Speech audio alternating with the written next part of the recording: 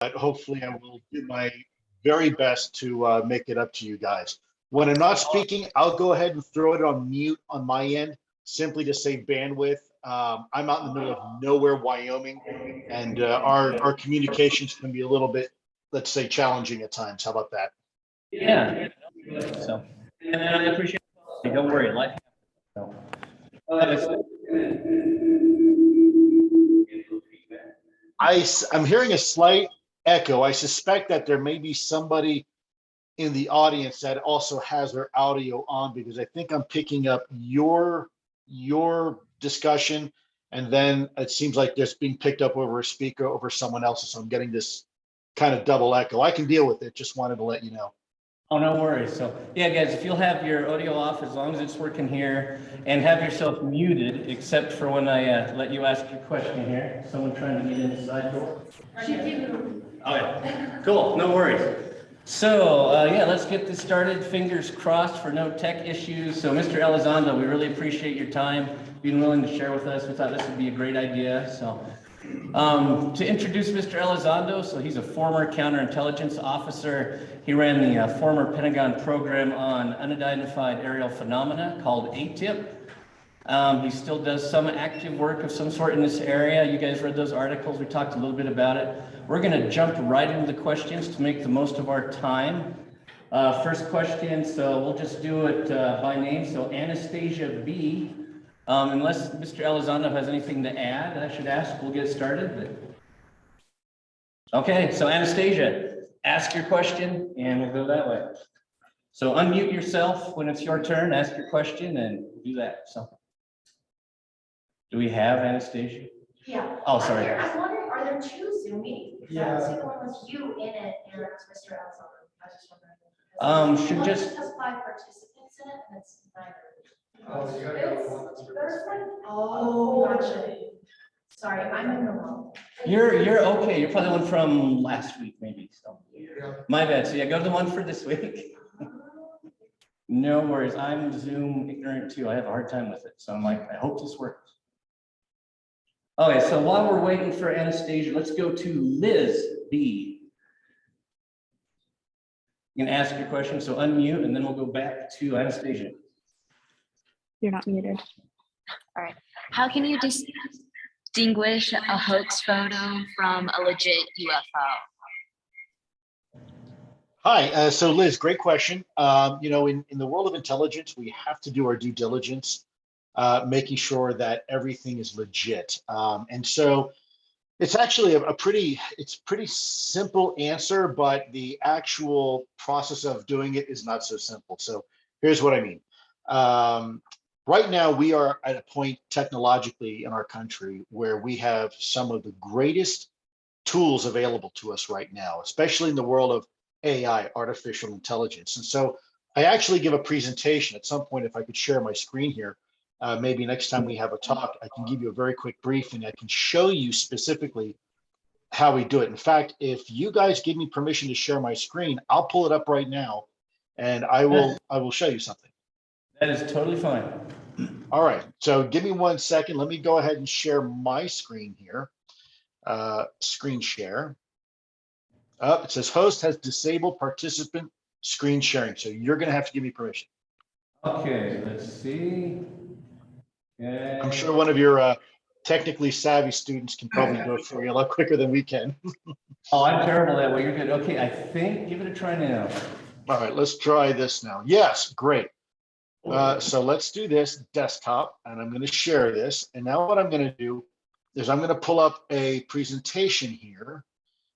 Give me 1 moment, guys. You're going to see a bunch of stuff disappearing here. Okay, I'm going to give you a briefing here that I gave to some dignitaries in Italy. Okay, so let me go here real quick, and I'm going to get to this piece right about here. I'm going to blow this up for you guys so you can see it. I think that's it. All right, can you all see that? Yeah. Okay. Let's see. So what we're looking at is a very blurry photo taken by a U.S. military service member on a military installation. And what the person claimed, his military officer said, look, I was out here and I saw what looked like, no kidding, a black flying saucer on this military base. So I'm going to play this video. It's a little grainy because of the compression. He wasn't supposed to be taking pictures on this military facility, but you can see this little blob back there. In the original video, it's much better fidelity, but lo and behold, you'll see that little black blob right there in the center of the screen. So what we did is we applied an artificial intelligence program that we were developing. And so the next slide, which you see here, oh, let's go, here we go, is an actual still of the black quote unquote flying saucer that was reported. And you know what, by all accounts, yeah, it does kind of look a little bit like a black flying saucer. Now you can imagine if this got out on let's say the internet or social media, for the next 30 years, people would be saying, oh my gosh, there's a black flying saucer that we're testing over a military base. Now, why am I showing this to you? And I'm going to show you the analysis in a minute, because we have to hold ourselves accountable. We have to be our own greatest critic. We have to remain fair and objective.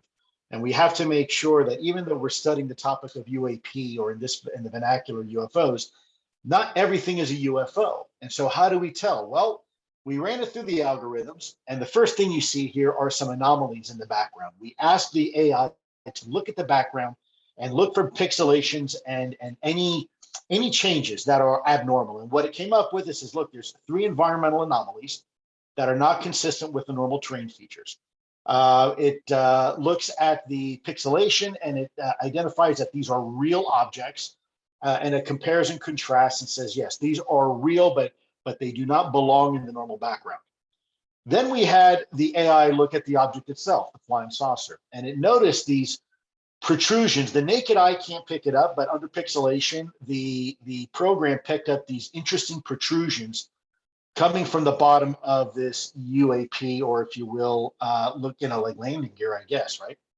So then we asked the AI to go ahead and tell us what we're looking at here. So what you see there in the left are the tails of 2 different aircraft, 94% likelihood that we're looking at the tail of a C-17 Globemaster transport aircraft. To the left of that is probably an F-35 Lightning, and to the right, which you can't see here because I have these things here, so let me move them over for you, are 2 tails of crossing aircraft that seem to be moving across. I'm going to go ahead and minimize that. There we go. Then we asked the AI to tell us what the middle object is, the flying saucer, and give us a best guess. And what it came up with was, of course, now that's not working. Let's try this. Boom. Let's see if we can do it this way. Okay. There we go. It is a field tent. What looks to be a UFO is in fact a US military olive green field tent that is probably doing flight operations, observation, surveillance along the tarmac of the airstrip. So, and with the sides of the tent rolled up. So why did I show you that? Let me get back to here if I can, guys. You'll have to forgive me here. Let me get out of that. I can get the heck out of this thing. Okay, let's do this. Quit PowerPoint. And if you give me another second here, any minute now. Let's see if that works. How about that? Oh, that doesn't work. How about that? All right, well, let's stop sharing screen here. Stop video. Nope, that's not gonna work. Let me see if I can get back on here, guys. Hold on a second. No worries. Let's do this.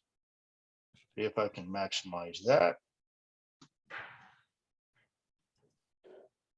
All right, well, I'm going to stop sharing my screen here in a second when I find out. So I can just switch in here.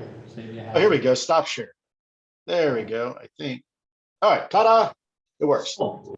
Forgive me, folks. I am not technically savvy. Despite being in the intelligence community, I am living proof you do not have to be intelligent to be in the intelligence community.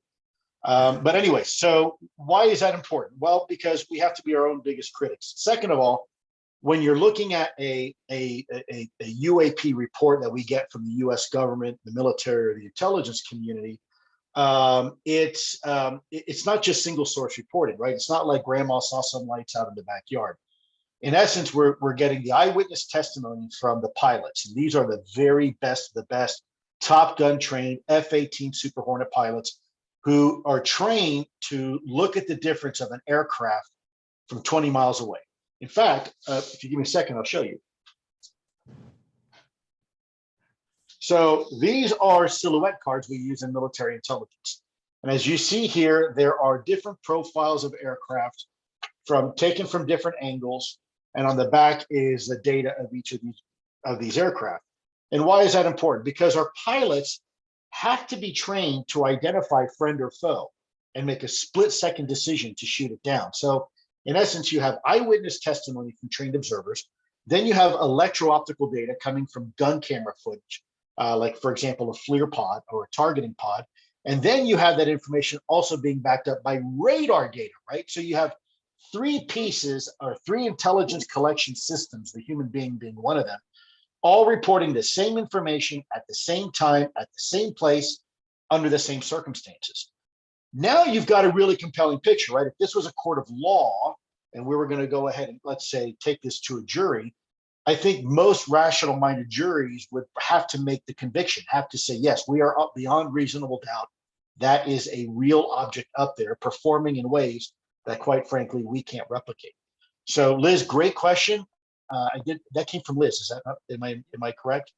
Great. So, Liz, great question. But again, not so easy to do, easy to explain, but not so easy to do. It takes a lot of time, a lot of effort to prove it. My job was kind of easy as a former special agent.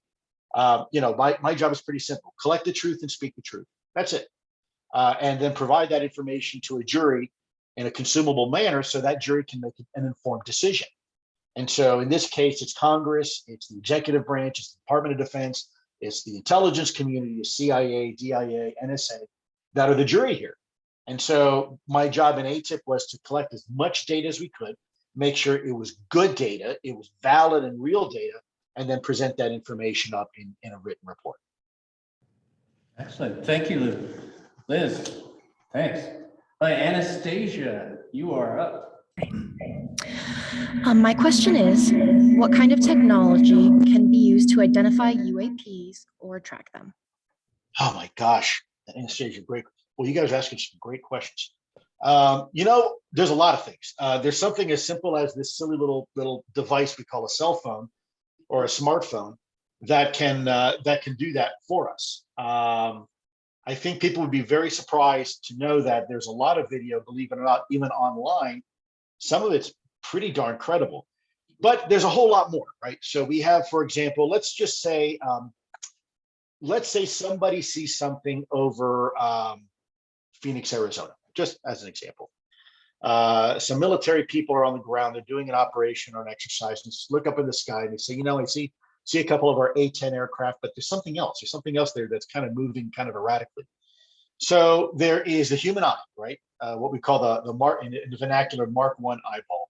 But then there's also actual technical data that we can access. So we can go, for example, to the FAA and go to a civilian authority and say, hey, by chance was traffic control at the time, ACT, air traffic control, out of Phoenix, were they tracking anything other than our aircraft, right?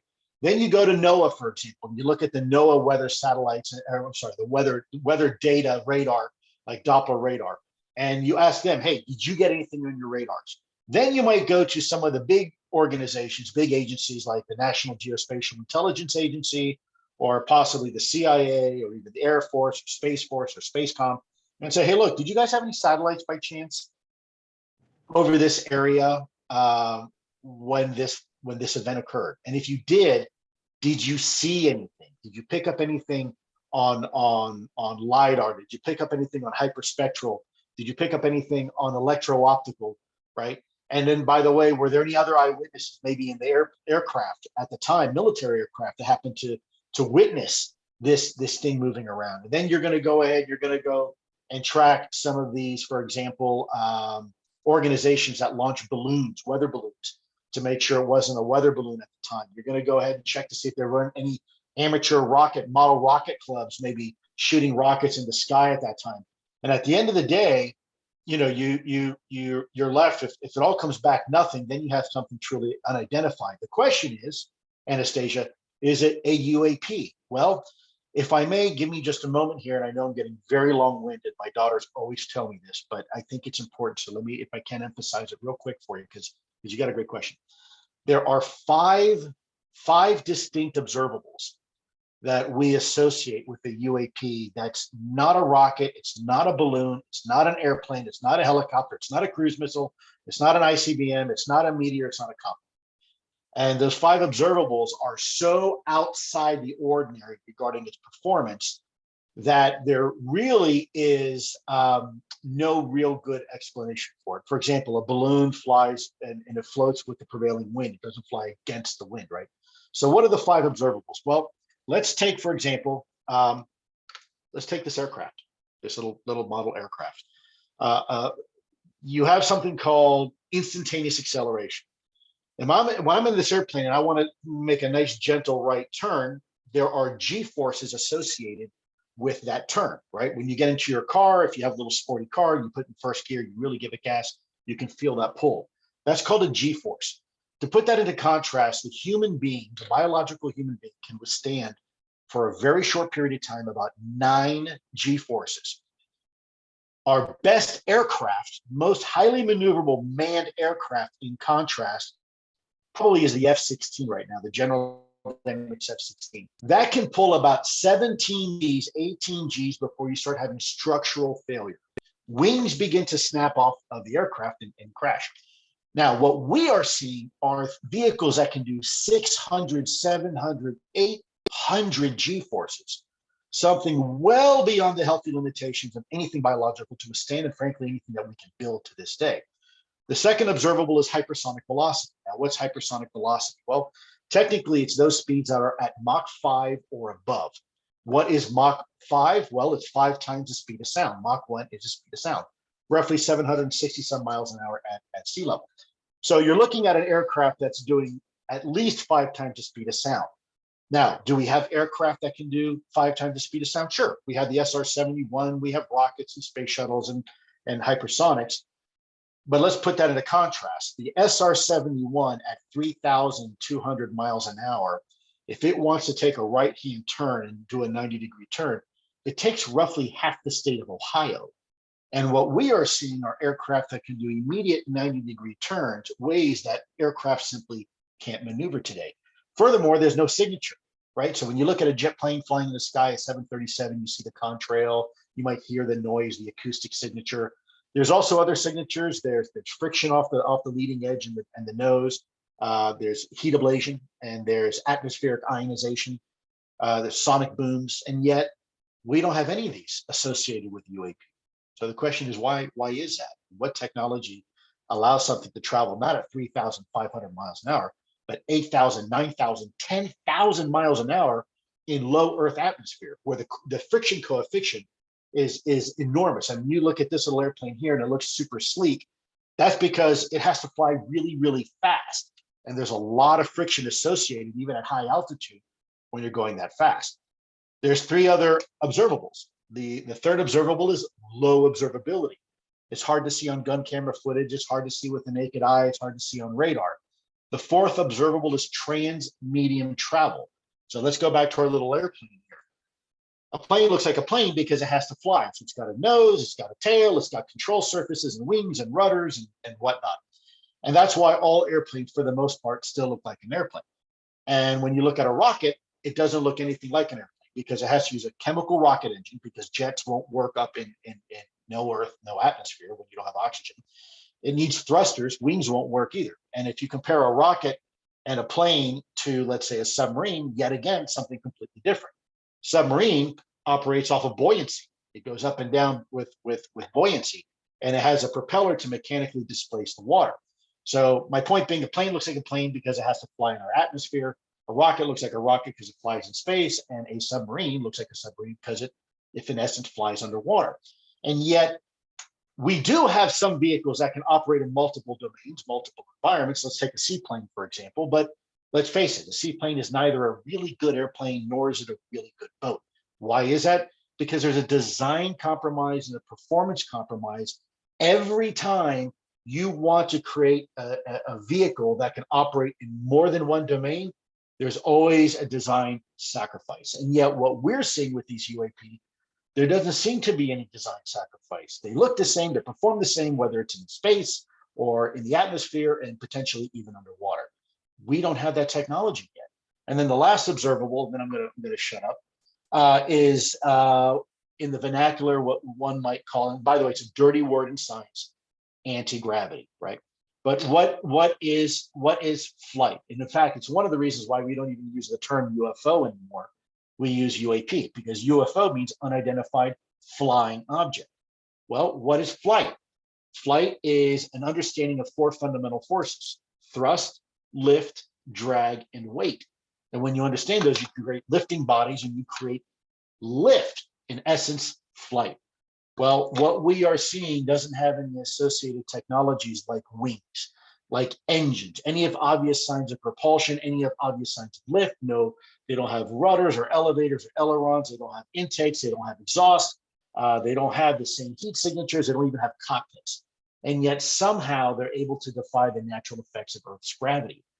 How is that possible? So those five observables, when you compare and contrast to existing technology, the inventory of technology that we know exists, to include the super secret technology of our enemies, and you're seeing something that can perform like that, now you're probably talking about, really good possibility. You're talking about a UAP and not a rocket or a balloon or something like that. So Anastasia, forgive the long-winded response, but I want it to be thorough because your question was really good. So hopefully I answered it for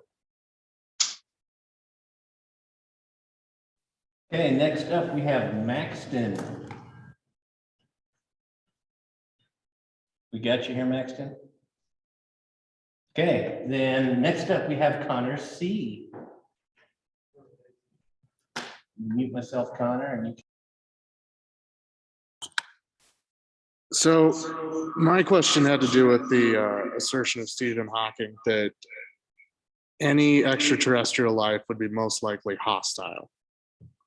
Do you support that assertion? Wow, great question, Connor. This is really philosophical. It's really kind of a twofold problem.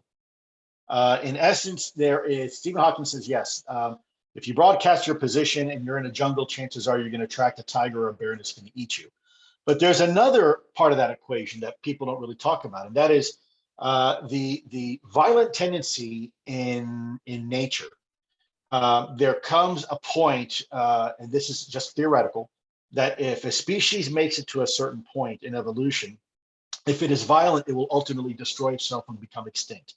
So therefore, if there is an intelligence out there that is thousands or millions or billions of years ahead of us, then some have speculated actually there's a really good chance that most of that intelligent life is not going to be violent because they have somehow managed to avoid annihilating themselves and overcoming those violent tendencies as a species. The real question is we don't really know, but the bottom line is it's too late because in essence, since the early 1900s, we were broadcasting signals strong enough to be intercepted and listened to at nearby star systems like Alpha Proxima and Alpha Centauri. So the cat's already out of the bag. So it's a great question. People often ask that. It's a paradox whether if you go and you want to talk to alien life, and all of a sudden it turns out being an existential threat and wiping out the species. But there's also just as much evidence to suggest that that's not the case. Some people have speculated that this phenomenon has been around for quite some time, certainly since the 1940s.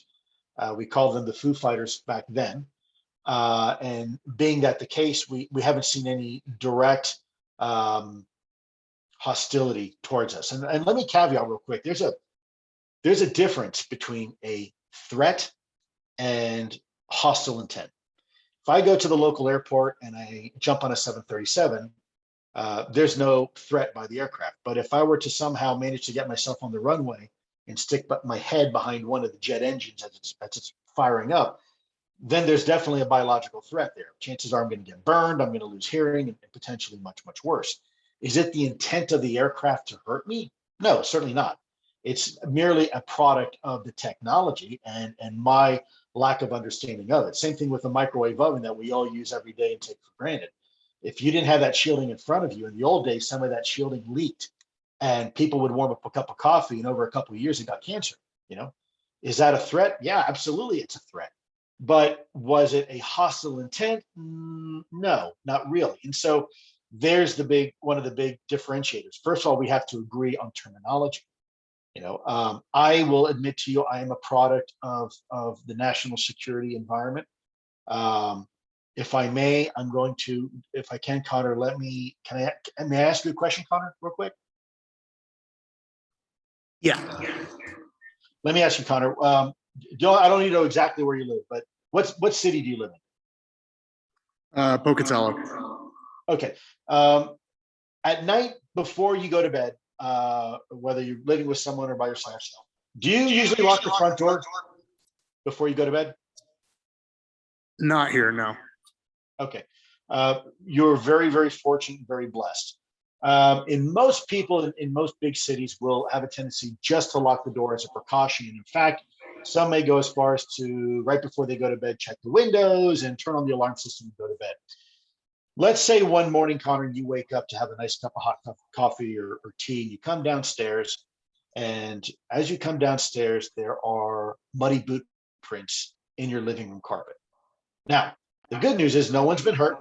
Nothing's been taken. Nothing's out of place. But despite the front door being locked the night before and the windows and the alarm on, you now have muddy boot prints in your living room that were not there the night before. So my question to you is that a threat?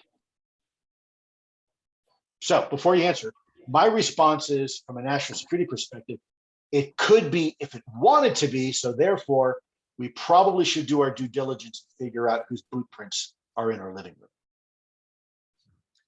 That would be my approach as well, just for a personal perspective. Roger.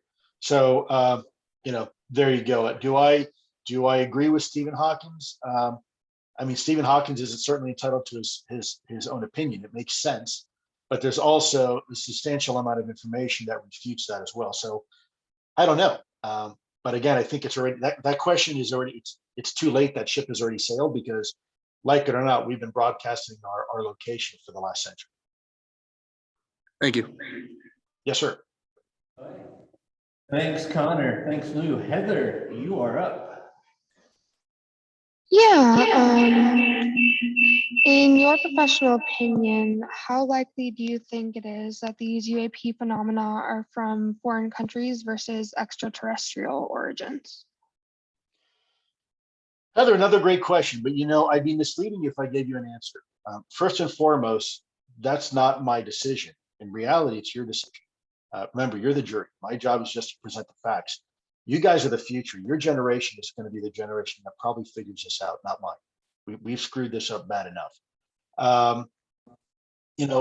Could it be foreign adversarial? Yeah, but let's untangle that for a second. Let's say Russia or China has managed to come up with these vehicles. Well, we've been seeing them since the 1950s and 40s. So that means, and by the way, where were we in the late 1940s? We're just coming off the heels of World War II. We had just entered the atomic age. We had just entered the jet engine age. We had not yet barely broken the sound barrier. We had definitely not been to space. And yet somehow, somewhere, some country, not the United States, has managed to develop this technology and deploy it without any of us ever knowing. And where was China back in the early 50s? Well, they were in the middle of a famine. And where was Russia? They were still using ox-drawn carts to haul ammunition to bunkers. So I think it's highly unlikely that there was a country that could have developed this technology that far back.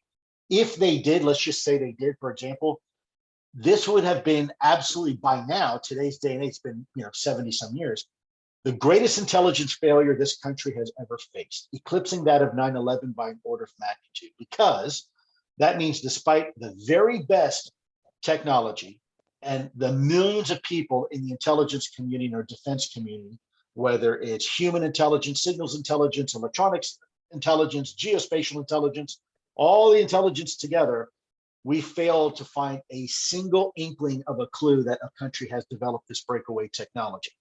Furthermore, that they've been able to operate within our controlled US airspace for the last 70 years.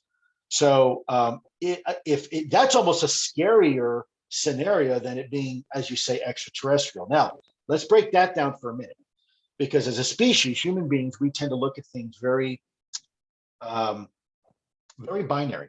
It's either this or it's either that. It's either Russian or Chinese or it's alien. But the one thing I've learned in intelligence, life isn't really that way. Nature isn't that way. There are all sorts of options in between. Could they be from outer space? Sure. Could they be from here?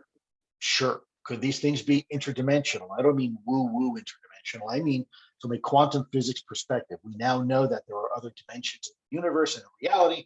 Could these things be from from here, but not from a slightly different dimension? Or are these things as natural to Earth as we are? And they've been here all along, and we're just now at the point where technologically we're beginning to able to interact with them. Maybe they're from under the ocean. We really don't know. And there's a lot of different options. And right now, it's anyone's guess. There's a lot of theories out there, but quite frankly, we just don't know yet.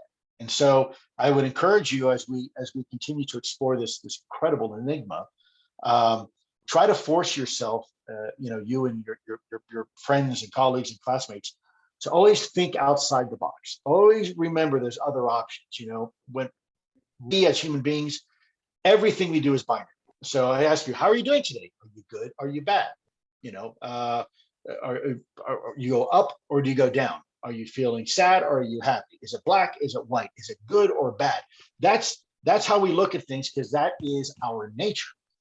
But nature herself doesn't operate that way. She operates in diagonals. She operates in fractals. She operates in anything but extreme yes or no, binary left or right moves. Think about it, for example, how inefficient it would be if you had to drive to school every day and the only thing you were allowed to do was make a series of left or right hand turns. You could never go straight. You could never go in diagonals. It would take you a very long time to get to school. Well, intellectually, that's kind of how we think, isn't it? We tend to think in either this or that. It can only be this way or that way. But life is not so simple. Neither is nature. There's a lot of in-betweens. And what I tell people sometimes, when you come to a cliff, what do? And most people say, well, I go left or I go right. Oh, okay. But there's other options. You can go backwards. You can stay right there. Even, believe it or not, no decision is still a decision, right? So anyways, I guess my point being is that we don't really know. When you say extraterrestrial or foreign adversarial, all are possible, but there's also options, other options as well. All right. Thank you, Heather. Good question. Ryan, it is your turn now. My question was, what would a typical work day look like for you, just with the nature of your job being so unique? Oh my gosh. Well, I had other portfolios when I was working in the Pentagon. I had other responsibilities.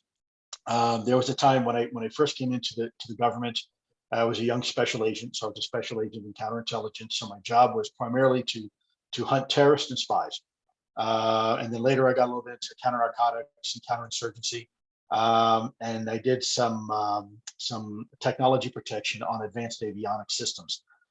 That's probably what originally got me looked at and selected for the job to come into AATIP in the first place, because of my counterintelligence and security background, and also my background protecting some pretty advanced technologies. I didn't ask for the job. They came to me. And in fact, I didn't even know what job it was until probably certainly a few weeks, if not a month or two later, when I finally had, after my third interview, I sat down with the director, and he looked at me straight in the eye. Your typical rocket scientist, literally a rocket scientist, glasses and several PhDs on the wall. And he asked me, what do you think about, he said, Lue, you have a very impressive background. What do you think about UFOs? And I said, well, Jim, I don't. And he said, well, what do you mean? You don't believe in them? I said, no, I didn't say that. I just don't think about them. I don't have the ability to think about them because I don't have the luxury. I'm too busy doing my regular job. I'm not particularly a fan of science fiction. I don't, watch science fiction and stuff like that. just kind of a boring national security guy, I guess. And he said, well, that's good. Just make sure you don't let your analytic bias get the best of you, because you're going to see a lot of things here that are going to challenge any preconceptions you may have. And that was really good advice. I didn't do anything to prepare. It's probably the lack of preparing that helped me manage the portfolio the way I did, because I didn't have any preconceived notions going in. I had never watched Close Encounters of the Third Kind. I wasn't necessarily a big fan of Star Wars or anything like that. It just wasn't my thing. And so, yeah, I don't know if that answers your question, but I really didn't do anything. And a typical day in my life was sometimes it was complete and total boredom. Other times it was sheer terror. All hands on deck and trying to figure out what the heck is going on. You get a report, you get I remember an email coming in, I'll be careful what I say, but from a particular very senior ranking person out in the ocean. He was a commander of a ship. And he said, Lou, I got these things all over my ship and I can't keep people below deck forever. Someone's going to see it. What do you want me to do? There were times where you get this very compelling video coming in, gun camera footage, and you just, you sit there scratching your head saying, what in the heck am I looking at? This is bizarre. I've never seen anything like this in my life. Thank you. Thank you. You got it. Okay. Good question, Ryan. Amanda, your turn. Okay, so my question is, do UAPs have a significant look to them that can help distinguish them from other things like, say, a balloon? Great, Amanda. So you're looking at signature data. You're looking at things to, like just we showed here, right, with the cards. There are described shapes of craft.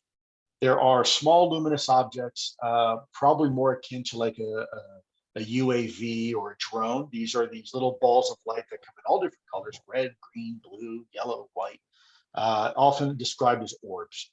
And they appear to have some sort of, potentially, some sort of probe function. Then you have the lenticular, your classic disc-shaped vehicle. Those tend to be still small. When I say small, not tiny like a ball of light, but maybe something big enough that 3 people or so could fit into if they were manned.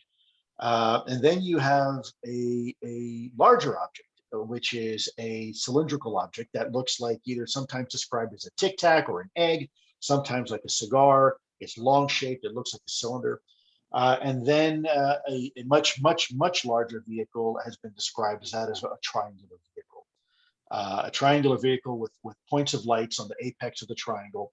And then in very, very rare circumstances, really, like incomprehensibly large, is that the shape of a boomerang craft with many lights in sequence in a boomerang shape. And there are some theories right now going on inside the government on why those vehicles are shaped the way they are shaped. It's probably associated with propulsion, but we don't know yet. Excellent. Good question, Amanda. Great question. Can I just say, I wish that the news would ask as insightful questions as your students here. Maybe they should be journalists instead, because they're asking some really good questions that I don't even get from mainstream journalists. No, you guys are doing excellent. They're a pretty dang good class. So good job, guys. Cool. Thank you, Lou. Okay. Emily, we got you. When you were working in your position, was there more of a focus regarding the understanding of aerospace technology, or just a focus on the space within proximity to Earth? Oh my gosh, Emily, you want a job?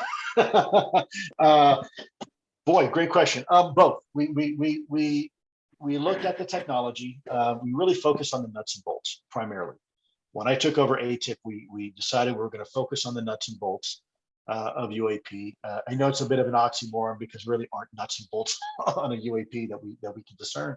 But we've wanted to focus on the material science. We wanted to focus on tangible evidence, not just anecdotes. It's fun to speculate where something might be from and the source of something, but you can't get to that until first you figure out what it is you're dealing with, because first of all, people want to know where are they from, what are their intents, what do they look like? And in reality, we're just at the point as a country where we're just acknowledging finally the reality of these things. It's been a long time. It's been a long road to get here. And so now the general public is warming up to the realization that, oh my gosh, all this time that we've been making fun of these things, you mean they're real? Well, yeah, they're real, and so now comes the hard part. Now we got to figure out what you're asking, are they from outer space or inner space or the space in between, right? Thank you, Emily. Great question. Cody, your turn. No, Cody? Oh, sorry. Come on, Cody. All Don't be right, shy. so my original question was, what laws, if any, should be rescinded to allow pertinent information to be accessed by the general populace for the purpose of increasing the prevalence and by extension research into UFO/UAP sightings? But I feel like a better way to phrase that question is, what information should be disseminated to the public and which should be classified to allow Sure. prevalence to by extension? Yeah, great. What you're asking here, Cody, if I may, is about transparency. How much can we tell the American people without revealing national secrets, revealing sources and methods? I tend to take a fairly open approach to this. I think sunlight is the best antiseptic. I think this is a topic that should not be classified. Now, how we collect the data certainly should be classified. There are sensitive systems and operations that we have in place that we do not want to let the adversary know we have, and therefore we have a moral obligation to protect that information and those sources. But as we see many, many times over again, there's a way to have a conversation without revealing sources and methods. And so there are mechanisms available to the general public. There are things like FOIA, Freedom of Information Act, where a lot of information has come out of that process. Not everything, and it's not a perfect system, but that's one place to start. You can look at all the documentation that's been revealed and released to the general public already. And some of it was very highly classified, like top secret, comment channels, SAP channels, and that's now out in the general public to see. You can just type in Google and just type in Freedom of Information Act UFO, and see all CIA released them, FBI did, Air Force has released that information. I would be very careful. Social media is a great thing, but social media can also be harmful. It's a double-edged sword. Be very careful. This is a topic that has been fraught with stigma and has been considered fringe for a very long time. And so there's a lot of people out there in the quote unquote UFO community that think they have the answers. In reality, they probably don't. And they feel they're very emotional about this topic. They've invested sometimes decades into this and they consider themselves experts. I'm not really sure anybody's an expert yet. I think we're just now scratching the surface. I would remain fair and objective. Healthy skepticism, I think, is good. I don't think being a skeptic is necessarily healthy, but I think healthy skepticism, or what we call alternative analysis in the intelligence community, is important. Don't be afraid to ask the hard questions. I think, one of the questions people ask, why has been this kept secret for so long? Well, depends who you ask. There's a lot of reasons for it. I don't personally agree with them, but some of the reasons are better than others. There is definitely some people who felt that they were doing their patriotic duty. In fact, their responsibility to keep this quiet and keep it away from the American people, in essence, keep it away from the world, because this technology and this information could have led to some undesirable consequences. The Rand Corporation did a study on this topic in the past several decades ago, and they concluded that the knowledge of this information, the fact that it's real, could destabilize governments and institutions and religions and things like that. Now, I personally don't think that's the case. I've had lots of conversations with religious leaders all around. I just came back actually from Rome and spoke to some folks from over at the Vatican. This is no different than when we as a species recognize that the Earth was not the center of the solar system, based upon the observations of Galileo and before that Copernicus. And by the way, the institutions at the time really rejected it to the point that they threatened Galileo with his life if he didn't recant his theory. And of course, now we look back and say, well, that's awfully silly. That doesn't threaten religion. I think this topic is the same thing. I don't think it's going to threaten religion or institutions or governments one bit. We're already having the conversation now. And look, no religions or governments have fell. So I think I think we're big boys and girls. I think we can handle the truth. We may not like the truth always, right? When you go to a doctor and he says, "Hey, look, I got bad news for you. You've got stage 1 cancer." Do I want to hear that? No. But do I want it kept from me? Definitely not, because then I can't do anything about it, right?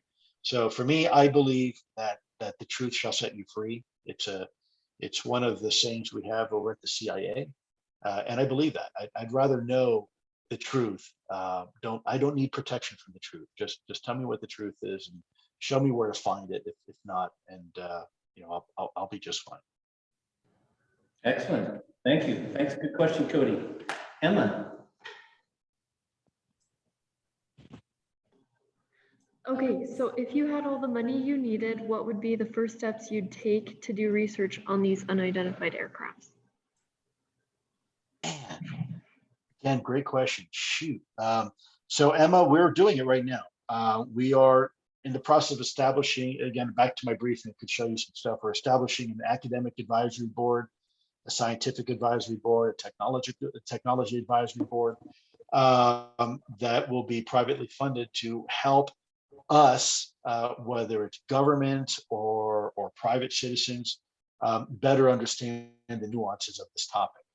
That's one thing I would do. I'd also get the United Nations involved and other international partners and allies. So wink, wink, hint there. Don't be surprised if you start hearing stuff in the news about that. Surprisingly, you don't need a whole lot of money. We have the sensors and the capabilities already in place to do exactly what we need to do.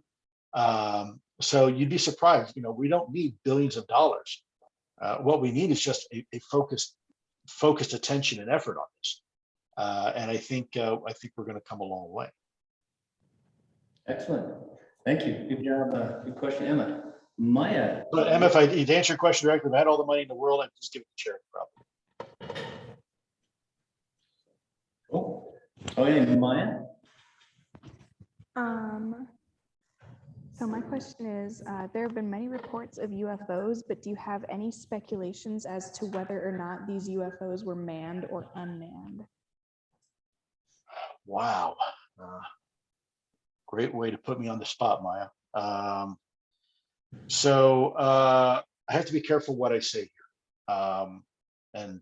You're not going to see me sweat very often, but this is a question that I always have to be very careful how I answer, because I still have a security clearance. I still have an obligation to the United States government. My non-disclosure agreement is in effect for life. So I have to be very careful because sometimes my opinion, if it's an informed opinion based upon access to information that I've had before, can get me into a little bit of trouble. So what I'm going to do is politely sidestep that question and answer it by saying, these vehicles, most of these vehicles are big enough certainly to be manned. But to confirm whether they are actually manned or not, I unfortunately at this time I can't directly answer that question. Fair enough. Maya. Great question, though, Maya. Great question. I'll give you a chance, Maya, if you want one more question you want to throw out there, since. I don't. That was all I came up with. I'm not gonna lie. Oh no, you're good. Well, let's see. I'm a Gemini. I like long walks on the beach. I like Coca-Cola. We're Gemini twins. Oh my gosh. I think I'm probably a whole lot older than you, though. I often tease Moses and I were in basic training together. So I'm a Gemini, but way back. Okay, let's see. Yeah, good job, Maya. Waylon, your turn. All righty. So, what reasons do you believe that Senator Kristen Gillibrand's amendment regarding the government to strengthen their investigation towards UFOs? Oh, boy, Whaley, can you repeat? I was getting a bit of feedback there. Can you repeat that, or maybe? Yeah, of course. What reasons do you believe that Senator Kristen Gillibrand submitted the amendment regarding the government to strengthen their investigations towards UFOs? So I heard about the Gillibrand. I'm not specifically the question about, are you asking what information she had access to in order for her to make the Gillibrand amendment? Again, you peeled it No, off just what kind of like reason do you think that she thought that was necessary? Okay.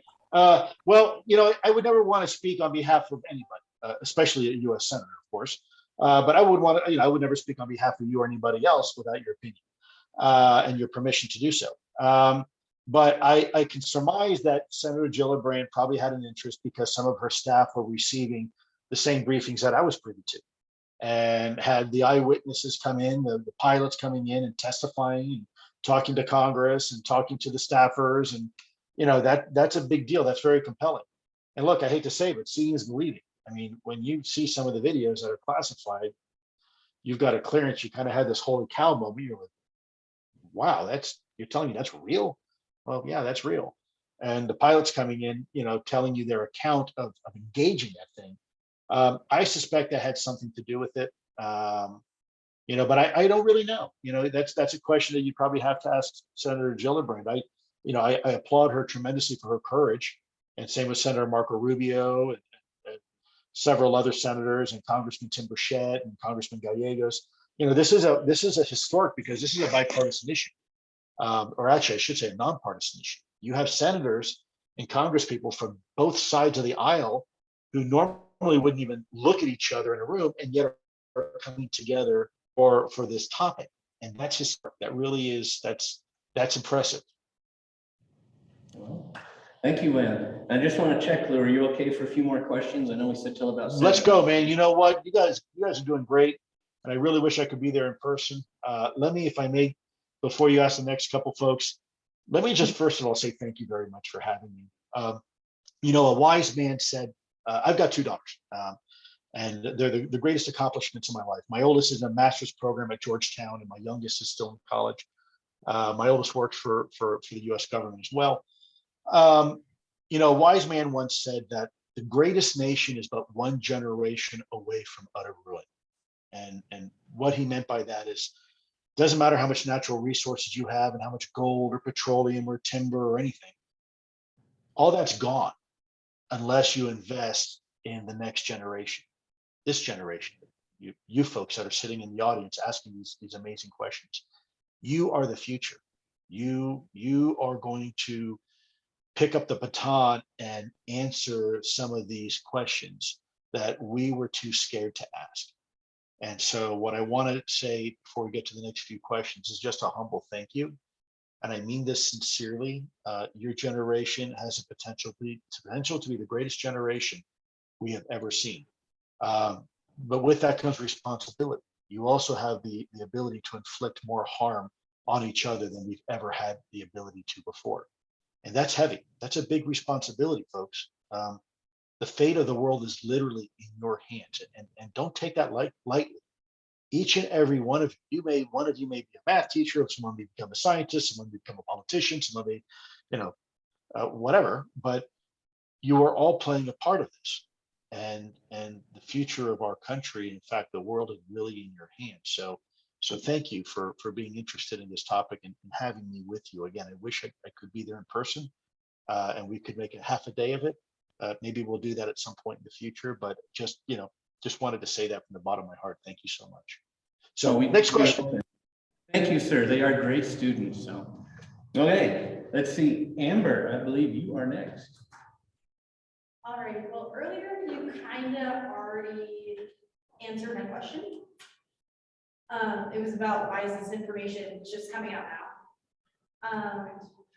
And you already knows that. So my new question is, you mentioned artificial intelligence earlier to identify the unmanned aircrafts. And then the follow-up was, how is that technology developed? With a lot of money. Very smart people a lot smarter than me for sure. As you can tell, I don't even know how to disable the share screen on my Mac. So fortunately, we have some of the best data scientists working with us collaboratively. These are some of the greatest minds. In fact, we have one individual who worked for Amazon and Google as one of their top engineers for artificial intelligence. I'm very blessed. We have in the intelligence community some of the finest minds in the world. You know, they don't make as much as it could be on the outside, but they work for the government because they're patriotic and they want to serve their fellow citizens. And it's amazing to see what they're able to do. You know, imagine being able to troll through millions of YouTube videos, and the same technology you would use to identify deep fake videos, you can use to identify maybe real UFO videos. Wouldn't that be something, right? And now all of a sudden you start realizing, oh my gosh, these other incidents were real. That video is a real one. That's not a fake. There's a lot of power in that, and I think it's, you know, I think we're at the point now technologically where we can start answering some of the hard questions involving this phenomenon. You know, and hopefully get rid of a lot of the cranksters and hucksters out there that have been pushing fake stuff, you know, for years and years and years, and false narratives, because that ultimately is the enemy to enlightenment, to education and engagement. Nobody owns the narrative. This is a narrative. This is a topic that belongs to every single one of you equally. We are trying to democratize the conversation in a way where each and every one of you will have a say. And artificial intelligence is just a tool, but ultimately it comes down to the human being to teach AI, right? The student is only as good as the teacher. And so AI is only going to be as good as the people teaching it and it's learning. So if you teach AI algorithm that this is not an airplane but a car, and you don't correct it forever and a day, it's going to identify this as an automobile. Well, that's not very helpful. So it's a lot of work. It's a lot of work. Fortunately, like I said, we've got really good people working on it. Good. Thank you, sir. Thank you, Amber. Griffin, you are up. If you want to change your question a little bit, you are fine, or we can go with the one you got. So. 1 second. Think for 1 more second. Yeah, I think for 1 second. How about we go to Josh and we come back to you? So Josh, same thing. You're up, but if you want to alter it a little bit, you are welcome to. So you did actually kind of answer mine a little bit before. Mine was in regards to, you know, other than, you know, extraterrestrials or more, you know, foreign aircraft, what types of things could be theorized to UFOs could be. I'm just curious what like the current prevailing theories are and like what evidence they have to support them. Boy, Josh, you know what? That's super insightful for the pieces I picked up. Can I ask the professor to mute his microphone real quick? Because what's happening is I'm picking up the speaker again, and I'm getting this weird echo, and I'm not. So, Josh, if you don't mind, I hate to do this to you, brother, but can you ask that question again? And we'll make sure everybody's mic is muted because I really want to hear it. I think it's what I heard was very insightful. All right. So, like I was saying, I was basically asking, you've already talked about how besides, you know, extraterrestrials or foreign aircraft, different possibilities of what the theories are for what these UFOs could be. And I'm just curious what the most prevalent theories are right now and what evidence they have to support those theories. Yeah, okay, great question. That, you know, it's what I thought I heard. I just wanted to make sure. Again, there's a lot of theories. We have to be really, really, really careful. You know, first of all, I think we should always have the courage to propose new theories. Let's face it, every law and principle that we take for granted in science started off early on one day, a long time ago, as someone's wacky, zany idea. And lo and behold, it was right. You know, I think we're at the point now where we're pretty sure this isn't foreign adversarial, just because of the temporal aspect of this. We've been dealing with this now for a long time, and it's highly unlikely at this point, not impossible, but highly unlikely this is some sort of adversarial technology. You know, when you look at, for example, a drone can only have loiter time of so much, can have only a travel distance of so much, a speed of so much. And so what we're seeing are things that fall outside that envelope, that parameter. Now, the problem is when we say the word extraterrestrial, well, what does that mean? You know, is it possible that life exists in this universe more than human beings? Well, I think if you look at it both from a theological and a philosophical, even and psychological perspective, one could argue that there's lots of evidence. Look, life is abundant. Just look at this one little planet we call Earth, right? Where life is everywhere, literally. In fact, every time we try to put a definition on what life is, Mother Nature always somehow wiggles out of the box and proves us wrong. There was a time, look, let me give you a case in point. For a very long time, scientists agreed that there were two types of life forms on this planet. There were the animal kingdom, and then there was the plant kingdom. And plants could not look or operate, more differently than a human being or a monkey or a cat, but it is, we all agree it's a life form. And then a little while goes by, quite a while goes by, and we learn that there's this other life form called fungus on the planet. And for a long time, okay, this is it. All life forms are either animals, plants, or fungus.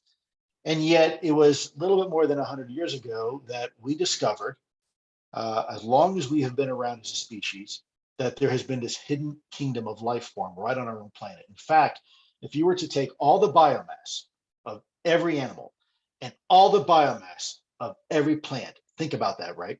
And the biomass of every fungus on the planet and put it all together, it still wouldn't equal the biomass of this other hidden living kingdom of life that's been on this planet we've been sharing this entire time.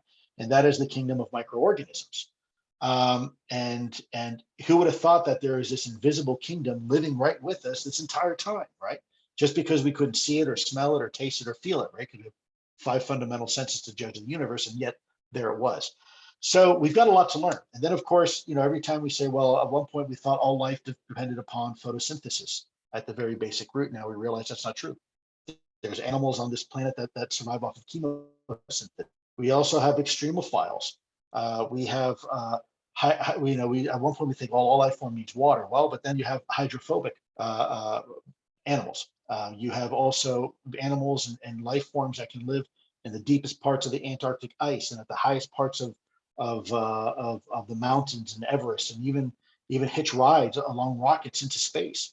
And of course, then you have animals living in extreme temperatures, right? Extreme cold and extreme hot that would kill most life forms, and yet they thrive. And so I guess my point is, when we say extraterrestrial, what does that mean? Some scientists have recently speculated that a virus is maybe extraterrestrial because it does not have DNA, and yet it behaves like a life form. It defends itself and it replicates, but it doesn't have DNA. How can that be? How can you have a life form that has no DNA, and yet a virus has RNA, ribonucleic acid? So we have to challenge ourselves and expand our definition of what life is and what we think is, for us, this is the Goldilocks region of the solar system. But for other life forms, this is deadly. This is not the Goldilocks region. There may be life forms living in the asteroid belt that are doing just fine, living beneath the ice. So is it possible in the vastness of the universe that there is more life? Josh, I know you didn't intend this, but let me do a quick mental exercise, if I may. We have 5 fundamental senses that we judge the universe. If we can't taste it, touch it, smell it, feel it, hear it, it doesn't exist. In reality, that's not true. In fact, 99.9% of the observable universe is beyond our observation. If you had the ability, like this phone, to perceive the world in Wi-Fi and in GPS and in cell signal, you would see a world around you completely different. In fact, I would challenge anybody in your audience to go out this evening and look at a nice, bright, starry sky and look how beautiful the sky is. And now look at that same portion of the sky through a radio telescope. You will see things in spectrums that you never could perceive. You'll see nebula, you'll see clusters of galaxies that you just can't see because it's beyond our ability to sense. So most of our ability to see is through this very narrow band called the electro-optical spectrum, light, visible light, which is part of a much larger spectrum, which remains invisible to us, but it's still very, very real. That's how we're having this conversation right now over Wi-Fi and cell signal and whatnot. And then there's a scalability issue. So the universe is very old, but the universe is also very, very big. And if you were to ask a scientist now, they will tell you that the average size of the universe is about 90-some billion, with a B, billion light years across. Now that's I mean, it takes light at the speed of light, 90 billion years to get from one point to another, due to what they call the inflation theory and expansion of the universe. The universe is obviously that old, but that's the size. Now, what does that mean? Well, we are this infinitesimally small speck in the middle of that grand universe, and yet, Josh, in every single human being is an equal to scale amount of space. If you compare an atom, which is 1 × 10⁻26 in size, and compare it to the human being, that's roughly the same scale we're talking about, plus or minus an order of magnitude. And so we are this little speck in the middle of the universe, and unless something is 1 degree of order of magnitude above or below us, we have no idea it even exists. And yet most of the universe resides in those areas beyond our ability to interact or sense or feel or touch or taste. So you know, asking me, I know it's a long-winded way to answer the question, you think these are extraterrestrials. It very well could be, but it could also be something else we haven't considered yet. You know, these things could be, like I said, interdimensional. You know, I've always often said, are they from outer space? Well, they could be. They could be from outer space, inner space, or the space in between. We're learning a lot about quantum physics right now. That really puts a lot of the standard models on their head. When you're a kid, or at least when I was a kid, you learn about Newtonian physics, apple falls from a tree, that's gravity, force equals mass times acceleration, et cetera, et cetera. And then along comes this crazy cat with crazy hair named Einstein after a couple hundred years and says, whoa, wait a minute, actually, this thing called relativity and time and space are actually connected, and they're stretchable, they're compressible, and time is not necessarily what you think it is. And if that wasn't mind-blowing enough, along comes these folks later and say, well, actually, the universe is even more strange. We have the thing called quantum physics, and it's like having a box, and a dog walks into a box, and 2 minutes later, 2 cats walk out. Doesn't make sense, but that's what we're seeing. It's an incredibly wondrous universe to live in, Josh, and you are on the cutting edge of that. Your generation is right there. You're living through this, one of the greatest moments of our species' time. You're there. You're right now, and these are some of the questions that I'm going to encourage you to continue asking, because they're good questions and they need answered. But it's going to take a lot of smart people to answer those questions. So again, I'm not being evasive. At the end of the day, it doesn't matter what I think. What matters is what you think, and I need to respect that. So hopefully we can give you guys as much information as we can, and then you guys can make a decision on what this means. And I think you're on mute, Professor. I can see I'm still. All right.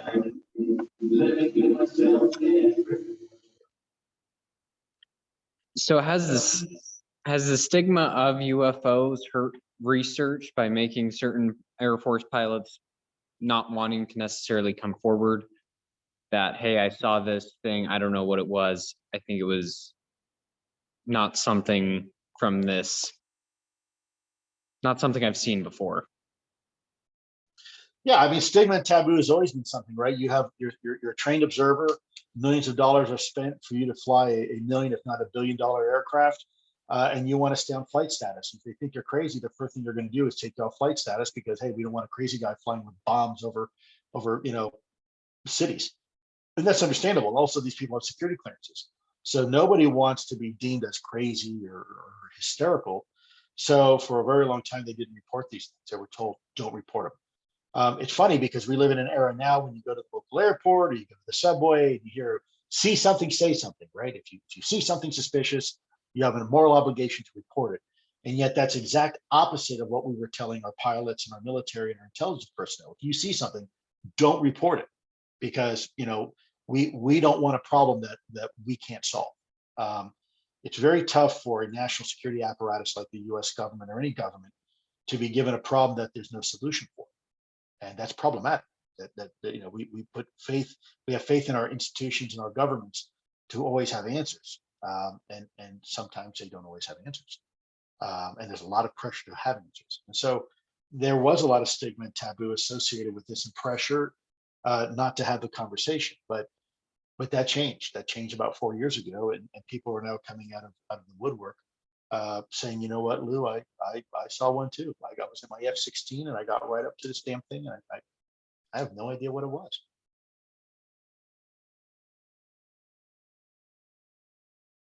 Oh, you're muted again, Doc. I'll get there eventually, sorry. So Lou, if you don't mind, I'll have two final questions here, just random things. So I'm not sure how much you can answer, but it's worth a try here. Hey, So let's do it, man. 10-4, let's do it. Cool, thank you. You've mentioned UAPs being detected in low Earth orbit, like out of the Nimitz case, I believe. Is there anything that can be said about possible UAPs being detected beyond low Earth orbit, like coming in towards us? Well, you can certainly ask that question. I don't think I can answer that right now, but it's a great question. I'd keep asking it if I were you. No worries, no, I get you there. So, and here's one that's a little bit more specialist, just because you know, I've looked at the nuclear UAP connection. So about an hour and a half northwest of us, we have the Idaho National Lab, the big nuclear research facility. Are you aware of any reports of UAP activities associated out with that lab? I haven't seen much, but I don't know. Well, you know, Department of Energy is kind of a funny little cat. Sometimes, you know, she doesn't like to report a whole lot of stuff, but let's just say this. Most, if not all, the national labs have had their fair share of UAP encounters. It should not be a surprise. The national labs tend to be hotspots, along with other nuclear technologies that we have. You know, again, I have to be very careful about what I say, because we start getting into some sensitive information. But you can read between the lines, I'm sure. Yeah. All right. Well, sir, no, I really appreciate you taking the time for this. I know you got a family and lots of things to do, and it's an honor and privilege to have you talk to us. Before I let us go, do you have any final words of wisdom for us? Not to put any pressure on. Yeah, keep asking the question, folks. Have the courage and the strength to just do it. You know what? We don't have all the answers. That's okay. And you know, have the faith and courage to follow your heart and ask the right questions. Doc, I want to thank you for doing this as well. You know, it's hard for academia. We are working with academia, working with some organizations that are associated with Harvard and some with Stanford and whatnot. But this has been a topic that is probably just about as hard to have a conversation about in the world of academia as it is in the intelligence community. So I wanted to thank you because you're doing your students a heck of a service by exposing them to this. Doesn't matter what people think about it, that's irrelevant. The bottom line is that we can now at least have a conversation. And that's what's most important. And I want to thank you from the bottom of my heart, because you're doing exactly what our educators in our country should be doing. It's a shame more aren't doing it. I'm not just saying for this topic, any and all topics, right? Whether it's UAP or anything else, we have to talk. We can't be afraid to communicate. And that goes to your wonderful students out there who are in the audience. Look, don't let fear muzzle you, folks. You know, have the courage to speak your mind. Always be respectful. But if something doesn't seem right, it's okay to challenge the system. There's ways to do it in a respectful way, but don't let other people dictate for you what you should think. That's up to you. That's sacred.